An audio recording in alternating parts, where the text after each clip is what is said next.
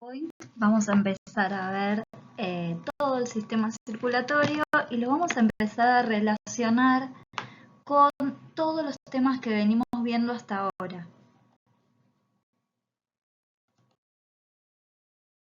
Vamos a profundizar un poco más en tejido sanguíneo y vamos a ver qué es lo que contiene este tejido del que algo estudiamos en la unidad del bloque 3 anterior. Bueno, tenemos las funciones de la sangre, tenemos transporte de ¿qué? De gases respiratorios. Recordemos que son el dióxido de carbono y el oxígeno. ¿Cómo lo hacen? Bueno, el dióxido de carbono es un desecho que va a viajar de las células al líquido intersticial y de ahí va a pasar a la sangre. El líquido intersticial es el que rodea a todas las células del cuerpo y es producido también por la sangre. Y en el caso del oxígeno, el oxígeno va a venir dentro de la sangre que viene por las arterias. Ya vamos a ver en respiratorio cómo es que ese gas ingresa al torrente sanguíneo y de la sangre va a pasar al líquido intersticial y de ahí va a ingresar a las células. Los nutrientes son aquellos que ingresan desde el sistema digestivo a la sangre en un proceso que se llama absorción de nutrientes, que lo vamos a ver más adelante también, y viajan también por todo el sistema circulatorio y de la misma manera en que los gases van a difundir, los nutrientes también atraviesan los capilares sanguíneos, pasan al líquido intersticial y de ahí van a las células. Bueno, también se transportan hormonas, también se transporta calor y también se transportan productos de desecho que de la misma manera como yo les conté lo del dióxido de carbono, desde la célula se transportan hasta el líquido intersticial y de ahí hacia la sangre y van a ser desechados por los pulmones, los riñones o la piel. Esos son los órganos que van a participar de la excreción. Bueno, por otro lado, otra función es la de regulación. La regulación del pH se hace a través de los buffers y otras sustancias químicas. También se va a regular la temperatura porque el plasma, al tener mucho contenido acuoso, el agua lo que hace es absorber el calor, por lo tanto esa parte del plasma es la que va a regular la temperatura. Y después la presión osmótica tiene que ver con la regulación de los líquidos con respecto a las células. Bueno, después tiene función de protección. ¿Por qué? Porque si hay alguna pérdida de sangre, se va a poner en juego el proceso de hemostasia y se va a intentar parar esa hemorragia por medio de la coagulación de la sangre. Y después también protege de enfermedades, ya que contiene los glóbulos blancos, que son los que van a intentar parar ese ingreso de lo que vamos a llamar antígenos o vamos a llamar noxas a través de los macrófagos, que ya los vamos a ver más adelante. Bueno, ¿cómo es la sangre? Es más densa y más viscosa que el agua. Después tiene una temperatura 1 grado mayor que la temperatura corporal, la sangre tiene 38 grados centígrados, tiene un pH que en promedio podemos decir que llega a los 7,40 de valor. Recuerden que 7 es el valor neutro, o sea que es prácticamente con un pH neutro. En varones o en hombres tienen de 5 a 6 litros y en mujeres de 4 a 5 litros. Esto tiene que ver puramente con algo biológico relacionado con el tamaño corporal.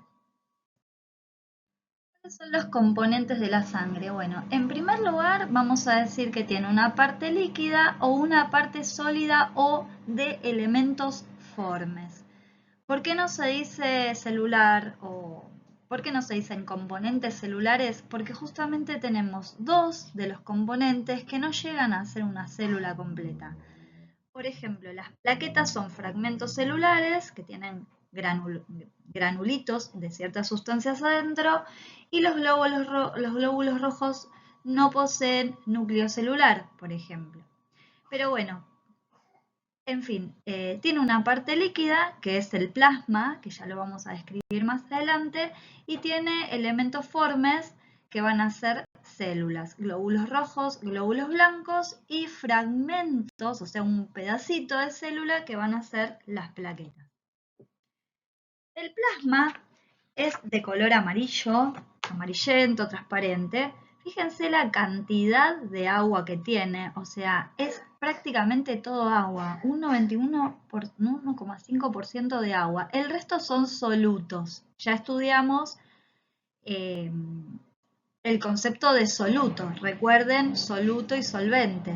Bueno, dijimos que el solvente era la sustancia que existía en mayor proporción, o sea que acá el solvente es el agua y el resto solutos que vienen a continuación. Los solutos están compuestos en su mayor parte por proteínas plasmáticas. Miren que la palabra plasmática viene de plasma, o sea, son proteínas propias del plasma. Bueno, muchas de ellas las fabrican las células del hígado que se llaman hepatocitos. Recuerden que la palabra cito indicaba que estábamos hablando de una célula. Y si dice hepato, nos va a mentalmente trasladar al hígado. Bueno, entre esos solutos vamos a encontrar las albúminas. Las albúminas también son proteínas que tienen la función de transportar las hormonas que necesitan circular por el torrente sanguíneo. Después vamos a tener las famosas globulinas, que esto seguramente ya lo habrán escuchado mencionar en alguna vez. Seguramente escucharon nombrar las inmunoglobulinas, ¿sí? IgA, Ig, IgG. Los médicos las mandan a hacer, a medir o a cuantificar en análisis de sangre. Esas inmunoglobulinas pertenecen al sistema inmune y son anticuerpos que van a estar circulando en el torrente sanguíneo, perdón, y que van a formar parte de una defensa específica de nuestro cuerpo ante determinados antígenos de los cuales ya se tiene una memoria. Bueno, después tienen, en esta diapositiva estábamos hablando de los componentes del plasma. Estábamos hablando de las inmunoglobulinas, que son anticuerpos, que son defensa específica del cuerpo y que van a atacar a estos antígenos que van a ingresar a nuestro sistema circulatorio. Bueno, después globulinas alfa y beta, que son las que van a transportar hierro. Después también tenemos lípidos y vitaminas liposolubles, o sea que se van a disolver en los lípidos. Los lípidos y las vitaminas vienen de nuestro sistema digestivo. Después tenemos fibrinógeno. El fibrinógeno, como dice acá, se produce en el hígado y va a participar en el proceso de hemostasia cuando se necesite realizar la coagulación sanguínea. El fibrinógeno es una proteína que está en estado inactivo, que cuando tenemos una herida o hay una pérdida de sangre, se va a transformar en fibrina o va a participar en la fabricación de fibrina para participar de ese proceso que vamos a ver más adelante, que es el de hemostasia.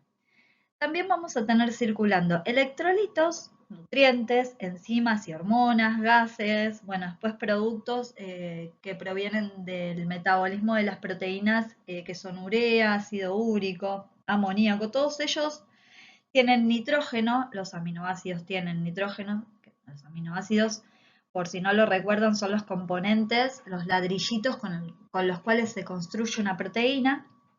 La creatinina también es un desecho del metabolismo de las proteínas, y bilirrubina, que está más relacionada con una función hepática. Bueno, viniendo a esta diapositiva en sí, hay una lista de lo que yo más o menos les vine diciendo recién, y acá vamos a relacionar a los electrolitos con lo que vimos en el bloque 1 de físico-química. Fíjense que hay iones,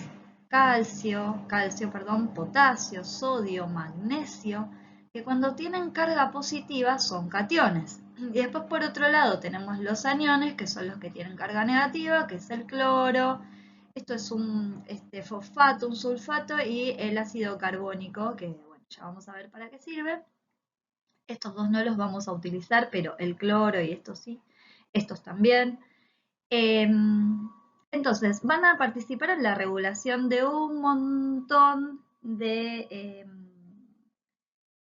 procesos que se producen a nivel celular.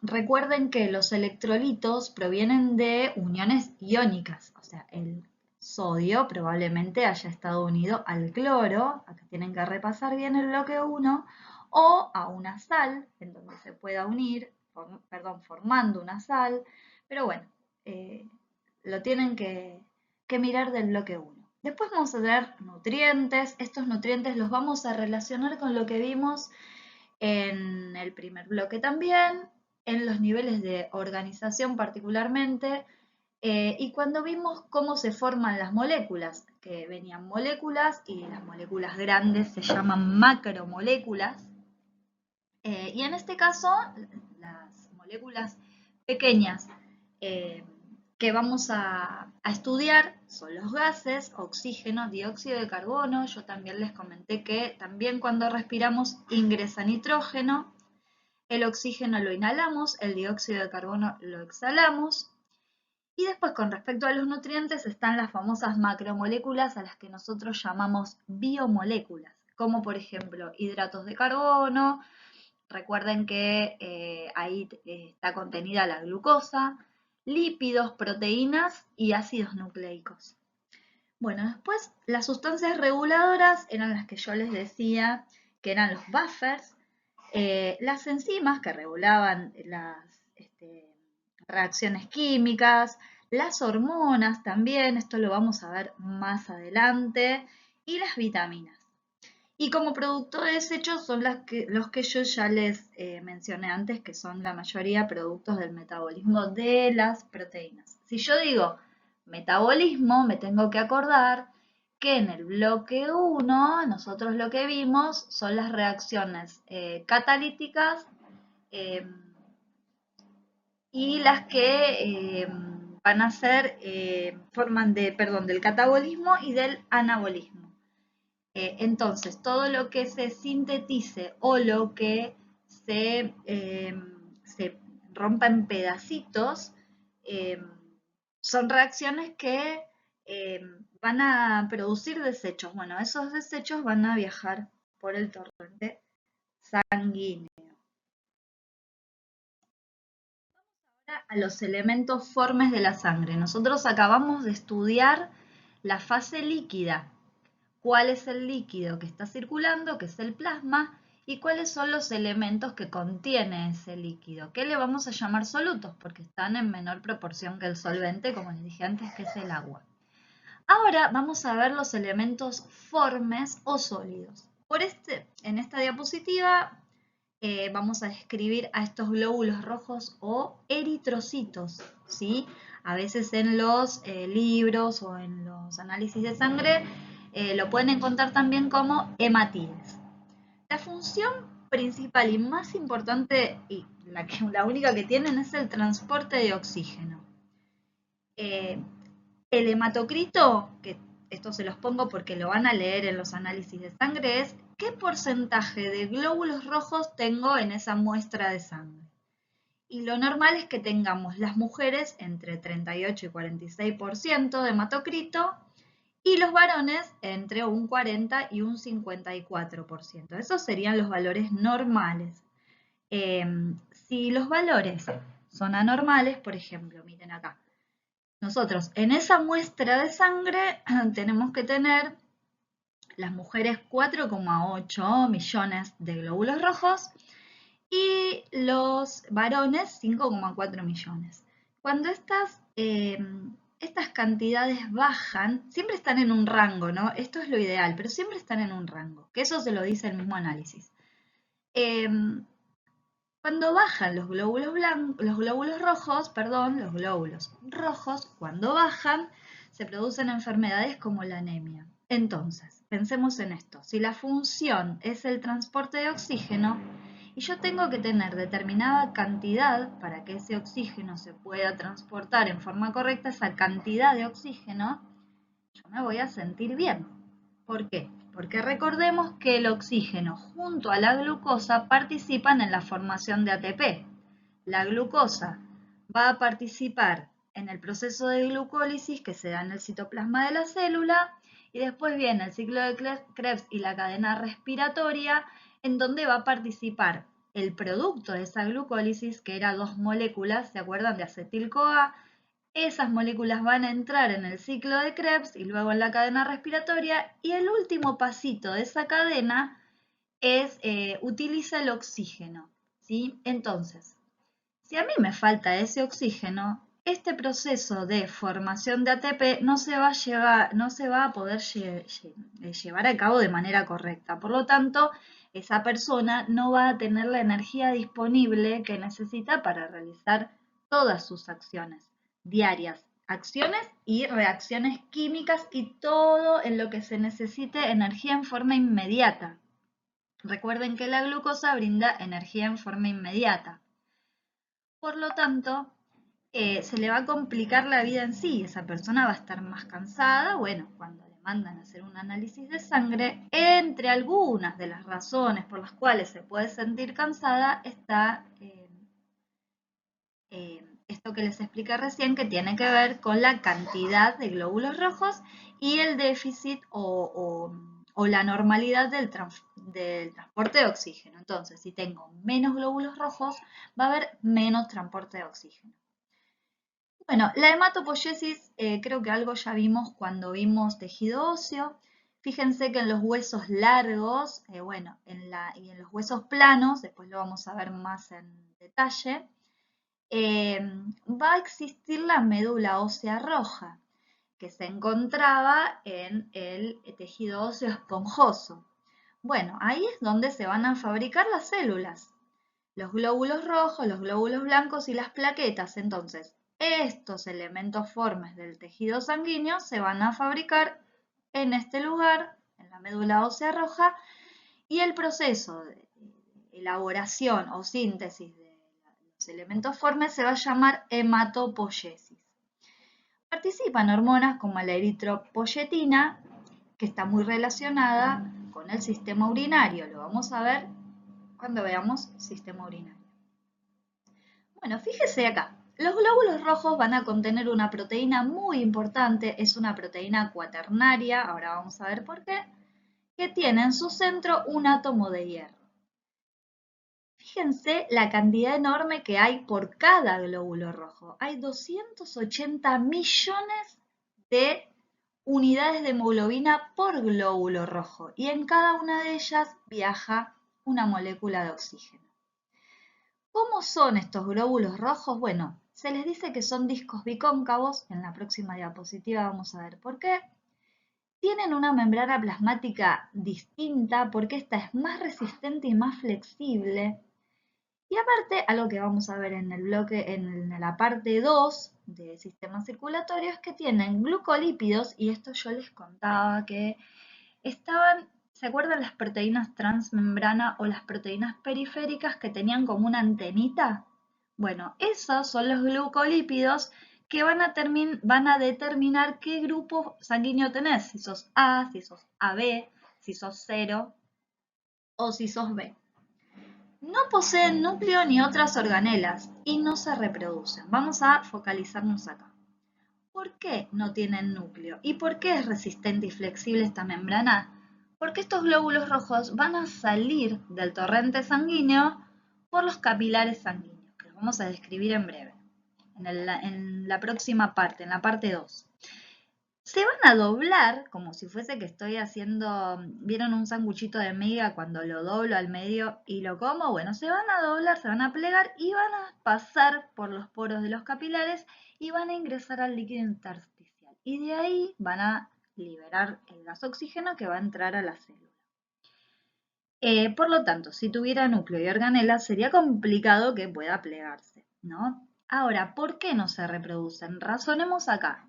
Recuerden el ciclo celular.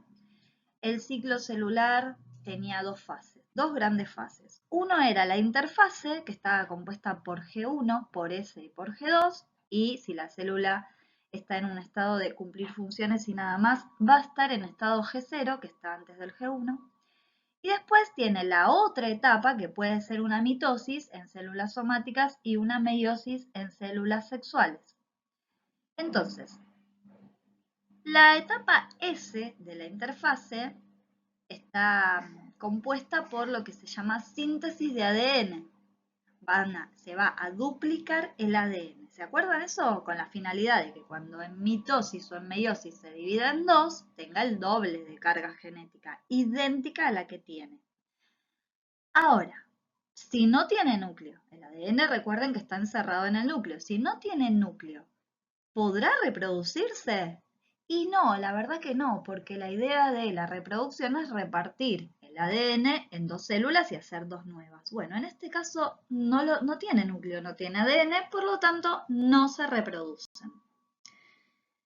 ¿Cuánto duran? Bueno, 120 días, donde se van a fabricar en la médula ósea roja. En esta diapositiva podemos ver en este esquema un glóbulo rojo visto desde arriba. Parece una dona, solo que acá en vez de estar vacía tiene como una especie de depresión. ¿Qué es lo que vamos a ver acá? ¿Ven? Miren, esto sería un corte transversal, como si yo lo cortara acá y mirara qué hay adentro del sanguchito, ¿no? Bueno, acá tiene esta forma, esto es lo de disco bicóncavo. Y gracias a que no tiene organelas y no tiene núcleo, esto se puede plegar para ingresar, para salir del capilar e ingresar al líquido intersticial. Pero, ¿qué hay adentro y qué es lo que le da este color rojo aparte? Porque las estructuras del cuerpo suelen ser transparentes. Lo que le da el color justamente es lo rojo del glóbulo rojo. Entonces, fíjense, lo que tenemos acá es una proteína hemoglobina.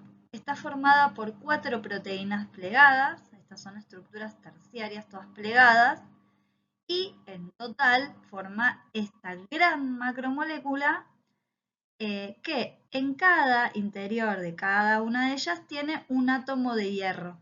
¿Sí? Acá es donde se transporta el oxígeno, ¿sí? Ligado al hierro. Dice grupo hemo con contenido de hierro. De los elementos formes son los glóbulos blancos. Los glóbulos blancos van a participar en la inmunidad. Son aquellas células que nos van a defender de ciertas cosas que pasan cuando entra una noxa, entra un parásito, un hongo, una bacteria, un virus. Bueno, son las que van a participar en la defensa de distintas maneras, ¿sí? Estas células sí tienen núcleo, pero no tienen hemoglobina. Son blancos, así como lo dice el título de la diapositiva, son blancos.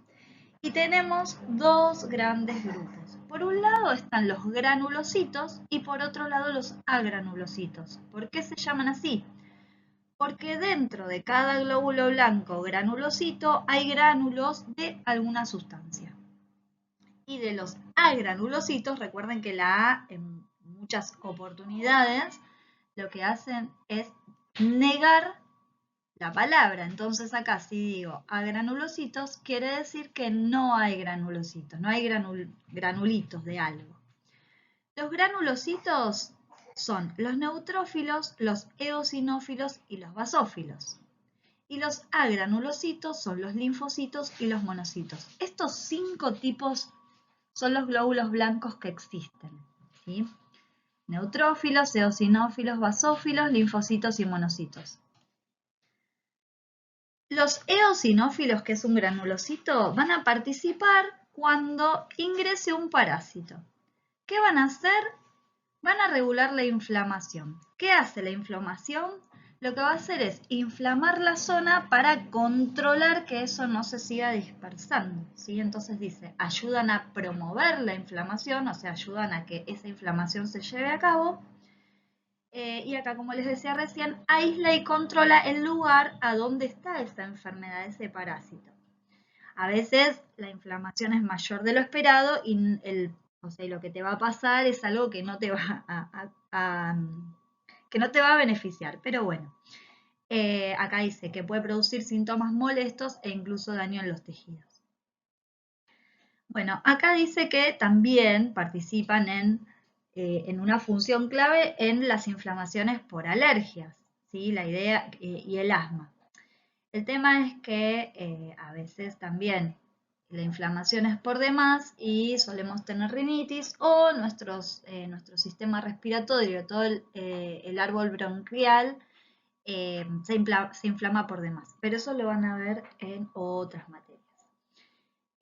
Los neutrófilos van a detectar y destruir microorganismos invasores, puntualmente bacterias, hongos y virus. ¿Qué es lo que va a hacer? Lo va a fagocitar. Recuerden que fagocitar tenía que ver con incorporar a esa noxa que está entrando a ese antígeno y por medio del endosoma, ¿se acuerdan que si venía un lisosoma o venían las sustancias en una vesícula para digerir, eso se convertía en un lisosoma cuando se estaba destruyendo a esto que ingresó?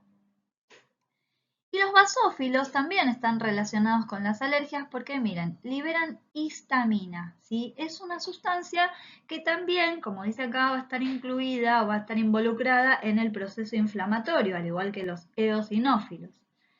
Entonces, dice, siendo cruciales para el inicio de las reacciones alérgicas. Entonces, ¿qué va a hacer también? Va a generar inflamación en el organismo. Entonces, al igual que los eosinófilos, va a aislar lo que está ingresando y nos está haciendo mal. Como como esto es un tema bastante largo, yo les puse acá para quien quiera más información, tienen esta página, está muy buena, es muy larga, pero está muy, muy buena.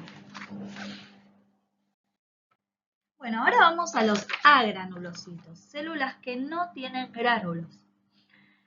A ver, acá para repasar lo anterior, ven estos, no acá, pero ven estos puntitos, sí acá, ven estos puntitos que están acá, esos son los granulitos que tienen sustancias que van a producir algo, que yo ya se los expliqué antes. Bueno, los agranulocitos, los que no tienen granulitos con nada, se llaman linfocitos y monocitos. Los monocitos son los que en la sangre se van a transformar en los macrófagos, que van a ser los que yo ya tanto les hablé, que de su membrana plasmática se va a expandir, van a generar como unos bracitos que van a englobar lo que esté ingresando y haya que digerir, para así defender en forma muy inespecífica al cuerpo de antígenos que estén entrando. Ahora, los linfocitos T y B son muy específicos, ¿sí? Ahí ya la infección o lo que sea ingresó con anterioridad y el cuerpo generó una memoria. Esa memoria se manifiesta con la presencia de linfocitos T o B.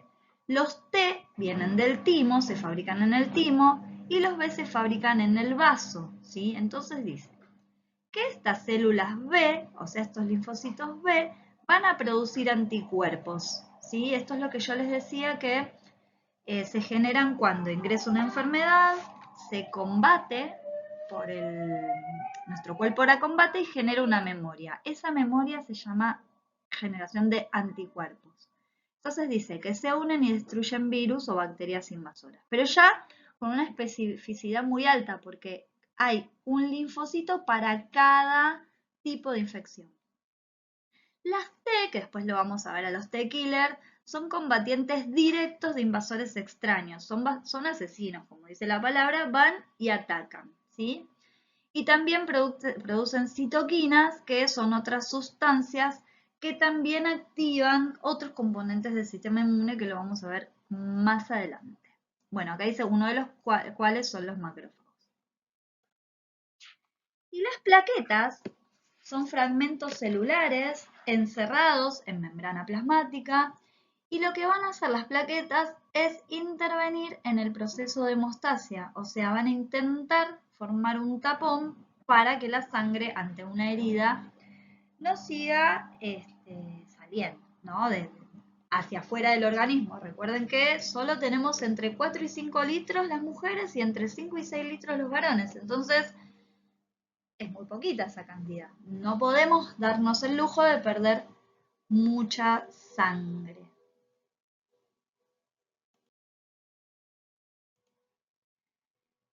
Yo suelo ponerles este tipo de cuadros que son sacados del Tórtora, del libro de lectura obligatoria. Son resúmenes de lo que venimos viendo.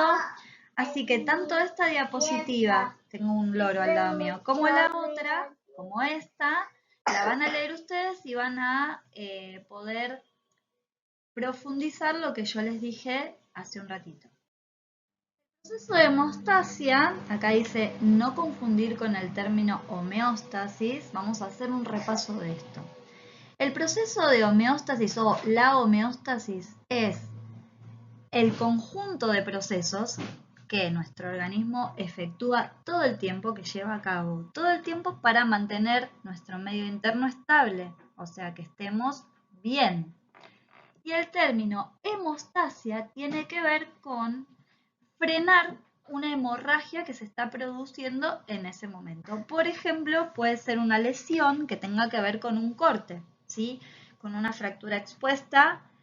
No siempre el proceso de hemostasia va a poder parar esa hemorragia. Ustedes van a aprender más adelante determinadas técnicas para poder frenar esa hemorragia.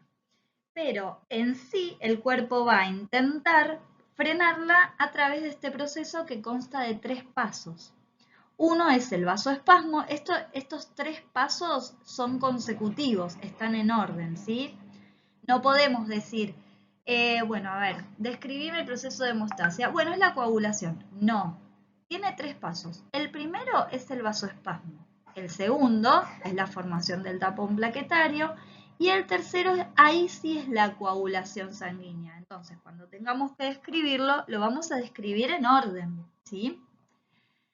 Entonces, acá dice, la hemostasia impide la hemorragia, la pérdida de gran cantidad de sangre de los vasos. ¿Sí? Los mecanismos homeostáticos pueden evitar la hemorragia en los vasos más pequeños, pero la hemorragia masiva en grandes vasos suele requerir intervención quirúrgica. Esto es lo que yo les decía, por ejemplo, cuando hay una fractura expuesta. Ahora, si yo sin querer me pinché bueno, me raspé o algo así, lo primero que va a suceder es el vasoespasmo, que ahora lo vamos a ver. El vasoespasmo es la reducción de los vasos sanguíneos para evitar que la sangre siga fluyendo de un lado a otro, porque bueno, al tener una lesión se hace una herida y por esa herida, si perforó un vaso sanguíneo, que es lo más probable, la sangre va a salir. La idea es que al reducir el calibre sería como el diámetro del vaso. Al reducir ese calibre, se reduce la cantidad de sangre que está circulando. Ahora, recordemos esto. Nosotros teníamos 3 tipos de músculo, de tejido muscular. El liso, el estriado esquelético y el estriado cardíaco. Recordemos que el músculo liso que menciona acá está relacionado con movimientos involuntarios. Nosotros no vamos a decidir que nuestro calibre de nuestro vaso sanguíneo lesionado se reduzca. Entonces, no va a actuar el músculo esquelético estriado, va a actuar el músculo liso. ¿Sí? Vamos a ver en la próxima parte que arterias y venas tienen una capa de músculo liso que las rodea, en mayor o en menor medida, ya lo vamos a ver. Entonces, fíjense lo que dice acá, el músculo liso se contrae en forma inmediata, o sea, en el momento que se produce la herida, se contraen los vasos sanguíneos. Idea, que la sangre no siga fluyendo. Entonces dice, mediante este proceso se reduce la pérdida de sangre durante varios minutos hasta varias horas. ¿Qué serán los mecanismos homeostáticos? Bueno, se los dejo para que lo piensen porque hay una pregunta en la guía que tiene que ver con esto para que a ver ustedes qué razonan. Bueno, dice, es probable que el vasoespasmo sea causado por el daño al músculo liso, o sea, es una señal. Recuerden que se perciben estímulos, el estímulo en este caso es la ruptura del vaso y la respuesta que da nuestro sistema nervioso, dice por reflejos iniciados por receptores del dolor, hace que el músculo liso se contraiga. Y aparte dice acá, por sustancias liberadas desde las plaquetas activadas, que lo vamos a ver ahora. Bueno, el segundo paso que viene muy relacionado con el primero es lo que se llama tapón plaquetario. Si digo tapón, ya me da la idea que algo se va a tapar, ¿sí? Porque no alcanza con que reduzcamos el calibre. La sangre va a seguir fluyendo en menor medida, pero va a estar. Entonces, acá el cuerpo lo que va a tratar es de tapar el orificio. Pueden mirar cada uno de estos dibujitos que están muy buenos. También todo esto y lo anterior es sacado del libro de lectura obligatoria que es el Tórtora. Fíjense que lo primero que va a pasar es que las plaquetas que están circulando van a tener sustancias químicas que se van a liberar para llamar más plaquetas. O sea, vengan porque hay que tapar el orificio. Entonces, lo primero que van a hacer es adherirse a la zona que tiene la herida y van a emitir como una especie de ramificaciones para poder producir ese taponamiento, ¿sí? ¿Dónde se van a adherir? Miren acá, a las fibras colágenas del tejido conectivo subyacente, ¿sí? Subyacente es que está por aquí, ¿sí?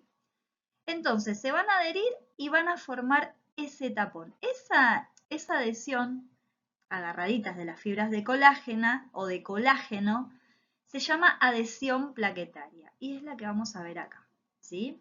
Bueno, dice, gracias a la adhesión las plaquetas se activan y sus características cambian drásticamente. Fíjense acá, era lo que yo les decía antes. Van a emitir proyecciones que van a hacer que se contacten y que interactúen entre ellas. ¿Para qué? Para formar este tapón, ¿sí?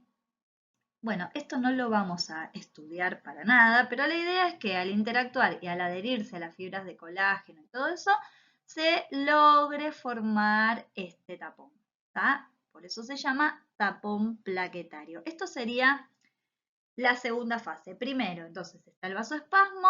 Ese vasoespasmo también genera que las plaquetas vengan, empiecen a adherirse y formen este tapón. Y a continuación, y finalizando esto, se forma un coágulo, ¿sí? Entonces, fíjense que, bueno, acá dice que se forma como un gel, pero la coagulación está muy relacionada con el tapón plaquetario y tiene que ver con sustancias que están circulando en nuestro torrente sanguíneo. ¿Sí? Bueno, acá dice que se formó un gel, ese gel se denomina coágulo, ¿sí? Dice, bueno, lo voy a leer. Normalmente la sangre se mantiene en su forma líquida siempre que esté dentro de los vasos, pero cuando hay una herida, ese líquido se va a transformar en un gel. ¿Sí? La formación, o sea, es un proceso, ¿sí? El proceso de formación de ese gel se llama coagulación sanguínea. Entonces, recuerden que yo les hablé del fibrinógeno que se va a transformar o va a formar estas hebras de fibrina. Estas hebras de fibrina las podemos ver acá, miren, y arman como una especie de red, ¿ven? Imagínense una raqueta de tenis. Tiene como una red. Voy a apagar el lavarropas. Perdón, tuve varias interrupciones en la grabación. Imagínense una raqueta. Yo quiero intentar hacer pasar un líquido que tiene elementos sólidos ahí. Los elementos sólidos van a quedar atrapados en lo que es la raqueta. Esto hace algo muy parecido. Fíjense, ¿ven? Fibrina, fibrina, fibrina, fibrina. ¿Y quiénes quedan atrapados? Los glóbulos rojos y otros elementos, ¿sí? Para que suceda esto va a haber una cascada de reacciones químicas que no las vamos a ver porque es muy complejo y tiene que ver con factores de coagulación y otras sustancias que están participando. Porque acá dice, ven, la coagulación es una compleja cascada de reacciones enzimáticas en la que cada factor activa muchas moléculas del siguiente según una secuencia física. Fija. Factor 5, factor 13, bueno, muchas veces cuando hay que hacer, por ejemplo, un estudio de coagulación sanguínea para mamás que tienen trombofilia, porque acá, bueno, lo que sucede a veces es que la sangre se coagula por demás, ese coágulo se desprende y genera un trombo. Ese trombo tapa la arteria umbilical, por ejemplo, y ese embrión o feto que está dentro de la pancita materna no recibe los nutrientes, por lo tanto se produce una pérdida, ¿sí?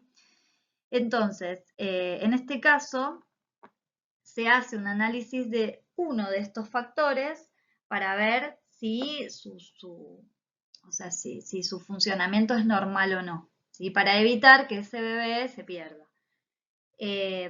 Entonces, para lo que es una coagulación normal, también están participando esos factores y lo que finalmente se logra es atrapar a los glóbulos rojos y formar ese coágulo.